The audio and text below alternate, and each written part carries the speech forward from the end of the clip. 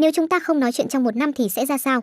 Khi bạn cố gắng không nói chuyện trong một ngày, với những người ít nói chuyện này vẫn là khá ổn. Nhưng những ngày tiếp theo sẽ trở nên khó khăn hơn, bạn chỉ có thể dùng tay hoặc động tác để biểu đạt ý muốn của mình. Điều đó khiến bạn rất bồn chồn và cáu kỉnh khi bạn kiên trì không nói chuyện một tháng bởi vì bạn đã quen với việc đó. Lúc này thậm chí cảm thấy bản thân có nhiều thời gian để thư giãn và ngẫm nghĩ hơn. Sau 3 tháng bởi vì đã quen với điều này nên bạn không cần phải cố gắng phải ngậm miệng vào nữa, nhưng dần dần bạn nhận ra khuôn mặt mình đã to hơn so với ngày trước. Điều này là do cơ mặt của bạn không có được vận động lâu dần mỡ tích tụ trên mặt sẽ khiến nó to ra.